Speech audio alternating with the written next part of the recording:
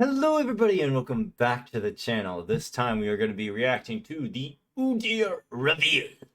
Now I know I'm a little bit late on this one than I usually am. I was away on a ski trip up at in West Virginia. So yeah, it's kind of hard to do a reaction when you're not even at home. But I'm here now. We're reacting to it. And let's jump right in. Gather, spirits, gather. Spirits of... Alright, Udyr is a 5-mana 4/4. And might I say his art looks fantastic from what I can see. A lot different than the rework version looks like in League. At least the concept art we've seen of him. Which is completely fine. Because technically, he hasn't had a set design for his rework, so it is what it is. When I'm summoned or strike, create a stance swap in hand, or if you have one, reduce its cost to 0. Okay, so what is stance swap? Of the land, hear my call. I'm assuming he's going to change up his We will stats. show them where their spells can help. For me, the spirits dance. Okay. We follow the old ways.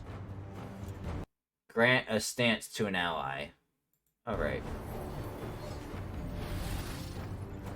Alright! Okay, so you can give Bear Stance. +2/+2. Wild Claw Stance. +2 attack.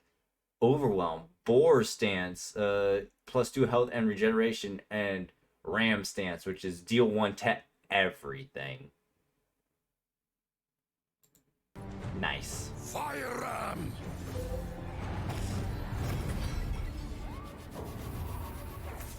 Very You nice. could have fought by my side.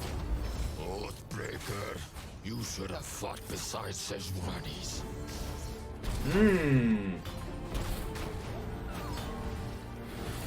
Iron Boar. Alright. Gods, hear me. Okay, I'm not gonna pause it. I refuse to pause it. And okay, that just activates all the stances at once, right? Okay. Wait, I forgot. I didn't look at the level up. Okay. Okay. Alright, alright. When I'm summoned or strike, create a stance swap in hand, or if you already have one, I have +1/+1 for each stance you've cast this game. Becomes a big boy.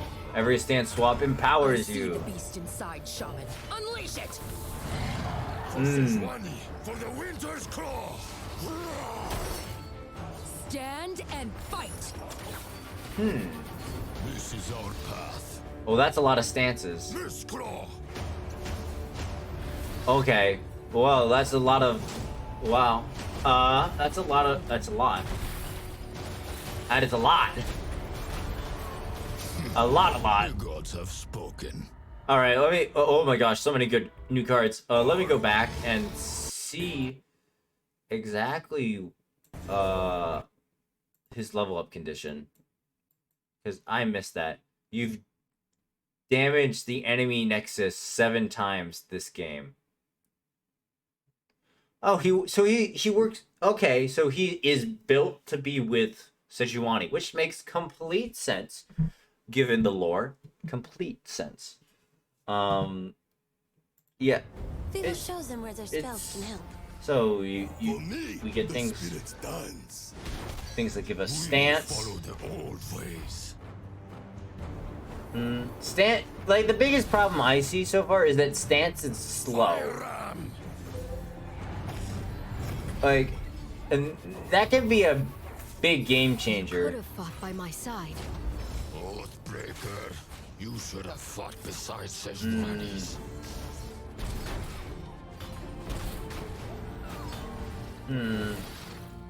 Iron Boar. I see that 6-mana spell.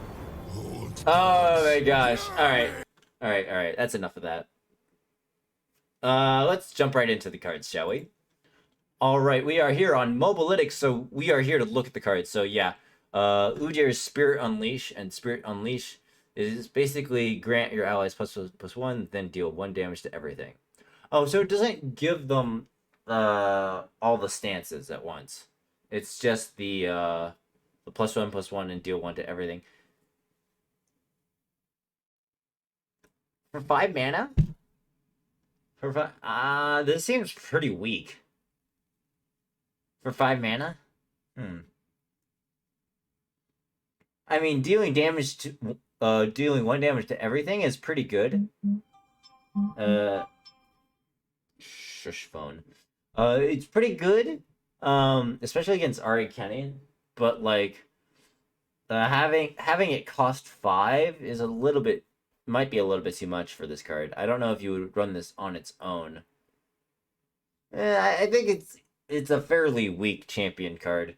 But here we go. Swap stance. This is the craziest stuff. The bear, the boar, ram, and wild claw. Oh my gosh, so much flexibility here.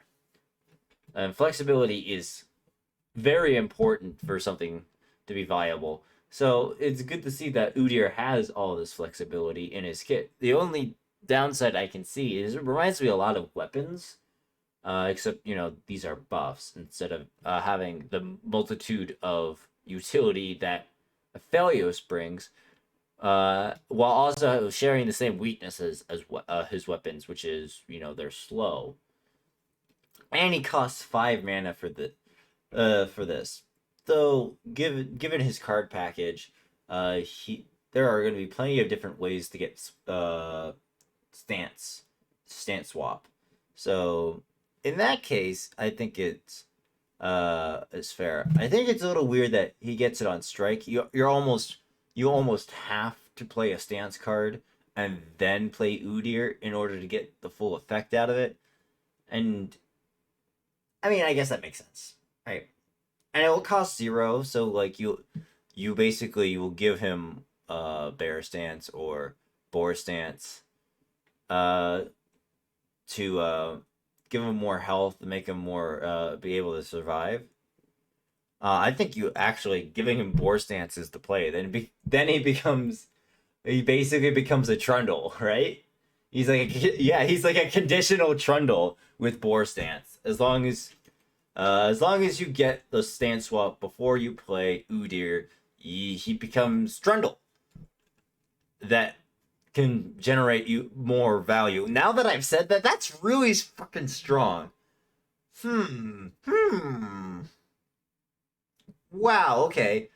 I think boar stance is what really makes this crazy. Not to mention the other flexibility that he has. All right, I'm starting to dig Udyr a little bit more now that I'm seeing what he's all about. All right. Hyra Allseer. When I'm summoned, create a stance swap in hand. It costs 0 this round. Wow, that's really good. Like, really good. Like, amazing. Wow. 6 mana 5/5 is not a bad stat line at all. Because generally at like 5-6 mana, you start to see the 5 health stat line a lot. So it's not terrible. Given it's basically an Udyr summon effect. Wow, that's really good. Right, then we have Alpine Wanderer. The 2 mana 2/2. When I'm summoned, create a stance swap in hand. This card is going to be absolutely played. Whenever you play Udyr, you're playing this card. It's just not even a question of it. You're going to play it. There's no options. No other option but to play it. It's just that good with Udyr. Alright, we got Shaman's Call. 6 mana burst speed. Create 2 fleeting 0 cost. Okay. Okay. Okay, now this is something I like to see. Shaman's Call actually looks nuts.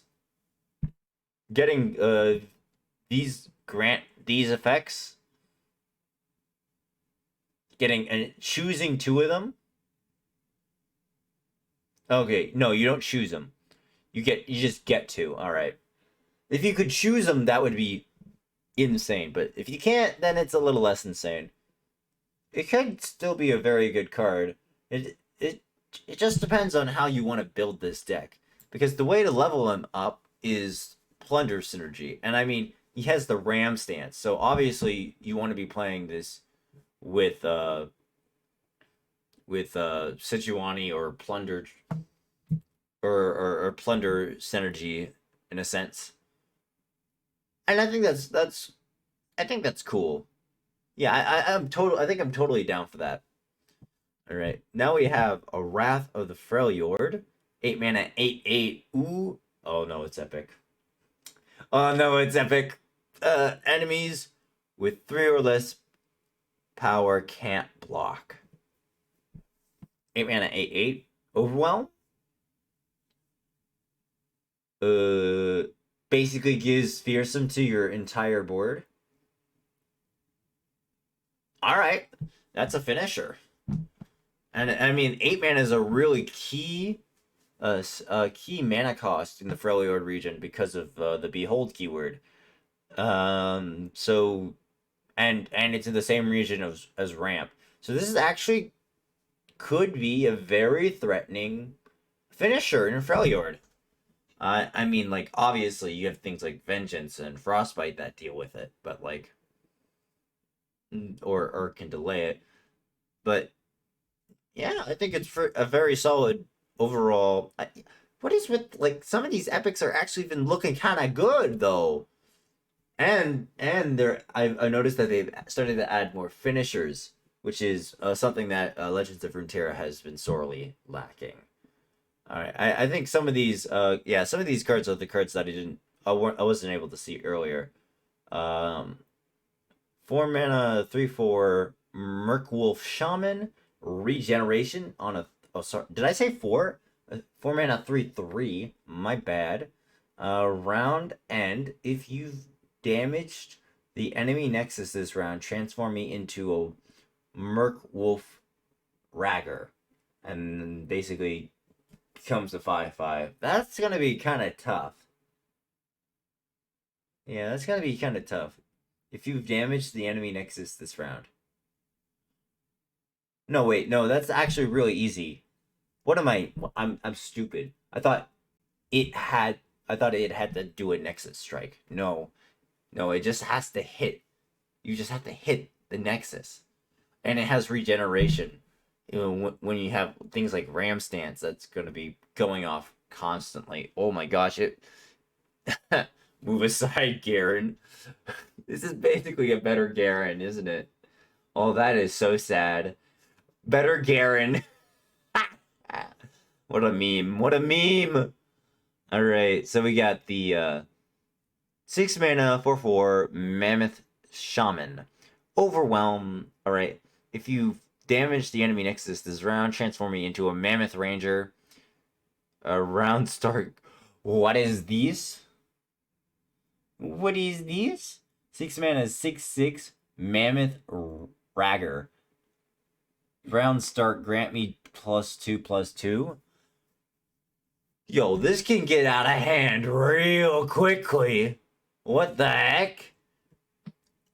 I guess Ram Stance is looking even better now. Oh my goodness. If Ram Stance can just trigger all these effects. Oh my gosh.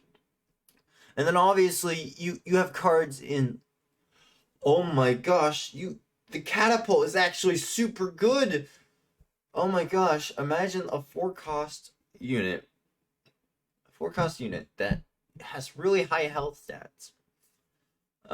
That constantly damages the Nexus and allows you to trigger these effects. Really good. Really good. Alright, then we have the Bone Scryer, 2 mana 0/5. 0/5? What? When I survive damage, deal 1 to the enemy nexus. That's cool. That's really cool. I dig this. This is 0/5. This is 5. No, this is 4 potential damage. This is a 4 mana. This is a 2 mana decimate on a unit. Conditional. Obviously, you're not going to be. It's not going to be taking 1 damage every single time, but it could. And that's the beautiful part. Oh my gosh, so good. All right, 2 mana, 3/2. Very good stat line. Overwhelm as well. All right, play, deal 1 to all nexuses. All right. Yeah, this is a pretty good. This is like a staple. Oh my gosh, this would be this. You would run this outside of an Udyr deck or even a Plunder deck. Actually, this just works super well with Plunder. I just think that that alone it just makes this card insane. But I feel like a 2 mana 3/2 with Overwhelm that has a play effect is just just a lot of value. This is probably one of the strongest 2 drops in the game right now. Wow. And of course the Dance of Tusks. Deal 1 to all nexuses. Wow. This is a really cool card package, and I'm really liking how this expansion is turning out with Udyr, and Galio, and who am I missing? She's not important anyways. I hope you all have a good one. I'll see you all in the next one. Bye bye.